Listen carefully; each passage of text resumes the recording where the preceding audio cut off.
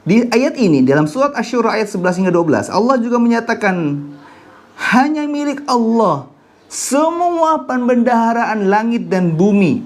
Semua sesuatu yang ada di langit dan di bumi hanya milik Allah Azza wa Jalla, apapun bentuknya. Kita bicara di sini adalah bukan sesuatu yang dibuat oleh manusia. Kalau buatan itu adalah gabungan dari unsur-unsur yang sudah ada. Kalau ciptaan adalah sesuatu yang Allah adakan tanpa adanya komponen-komponen lainnya, tanpa adanya unsur-unsur lainnya. Beda. Ya. Buat kue ada tepung, ya, ada margarin dan misalnya.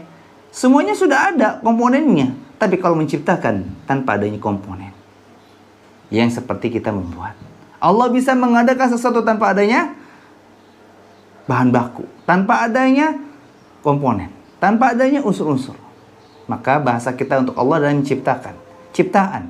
Kalau manusia buatan. Yang ada di dunia ini itu milik Allah.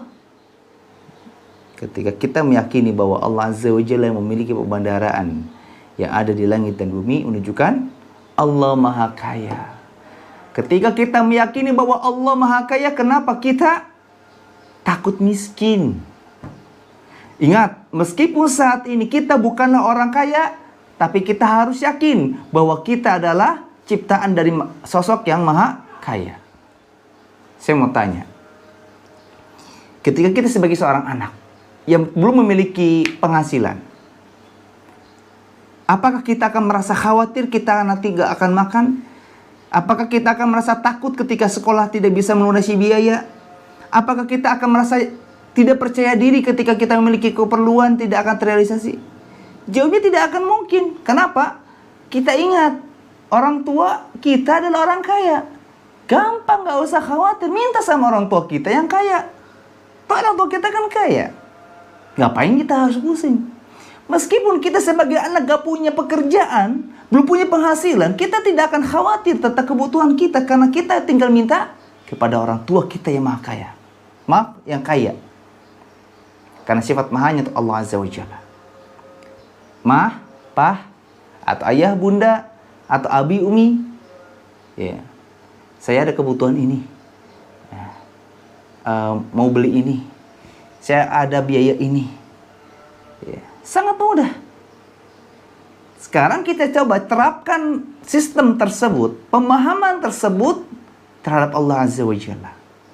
Kita adalah makhluk, sosok yang diciptakan oleh sosok yang Maha Kaya.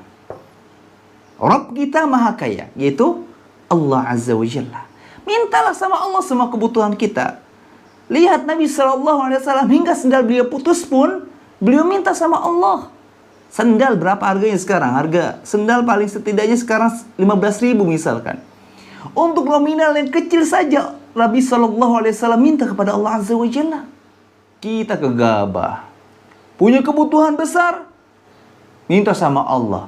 Minta kebutuhan sedikit, gak minta sama Allah.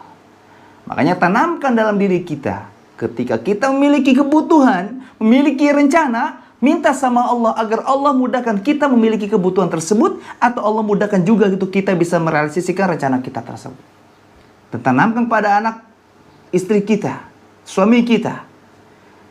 Ketika mereka minta sesuatu, tanamkan, minta sama Allah agar Allah segera tunaikan rezekinya untuk kita, agar saya bisa menunaikan keinginan kalian.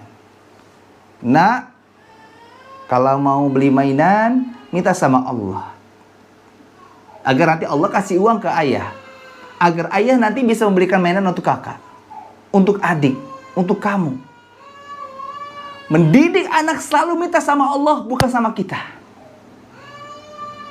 Karena kita dan dia sama-sama makhluk Allah yang maha miskin, yang sangat miskin. Sebetulnya kita tuh orang miskin. Allah lah yang memperkaya kita. Allah yang memberikan rezeki pada kita.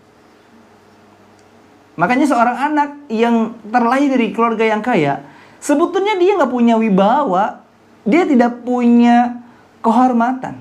Tapi orang-orang menghormatinya, segan kepadanya. Kenapa? Karena dia memiliki sesuatu dari pemberian orang tuanya. Gak punya kerjaan tapi punya mobil. Gak punya kerjaan tapi HP-nya harga puluhan juta. Gak punya pekerjaan tapi rumahnya megah, kendaraannya mewah. Dari mana? Dari orang tuanya kan. Aslinya anak kita tuh sebagai anak miskin, tapi orang tua kita yang kaya. Sama. Semua kita tuh makhluk tuh miskin. Allah lah yang memberikan kekayaan ke kita. Kita kalau memperlakukan diri kita kepada orang tua aja begitu, apalagi pada Allah. Harus lebih diperhatikan. Terkadang kita tuh ngeh terhadap sesuatu hal, tapi kita nggak bisa menerapkan di suatu keadaan yang lain. Di sini Allah melanjutkan, Allah lah yang mampu melapangkan rezeki kepada siapapun yang dikehendakinya. Sesempit apapun keadaan hidup kita, ekonomi keluarga kita, Allah mampu melapangkannya. Sebagaimana dalam ayat ini pun selanjutnya kata Allah, Allah pun mampu menyempitkan rezeki kepada siapapun yang dikehendakinya. Selapang apapun tentang kehidupan kita saat ini, selancar apapun bisnis kita saat ini, ketika Allah sempitkan, bisa. Fir'aun aja punya harta yang sangat berlimpah, ya tidak terhitung oleh kalkulator mungkin, yang tidak cukup dengan disimpan di satu bangunan. Dengan suatu perbuatan kejadian yang Allah hendaki untuk menyempitkan kehidupan Fir'aun, mudah semuanya menjadi sempit, semua menjadi lenyap. Meskipun kita berbicara rezeki Allah bukan hanya berupa nominal, bukan hanya berupa uang. Ketika Allah melapangkan rezeki seseorang, bisa jadi urusan yang tadinya rumit menjadi mudah, menjadi ringan, menjadi gampang. Yang tadinya mentok, ada solusi. Efek dari keiman kepada Allah.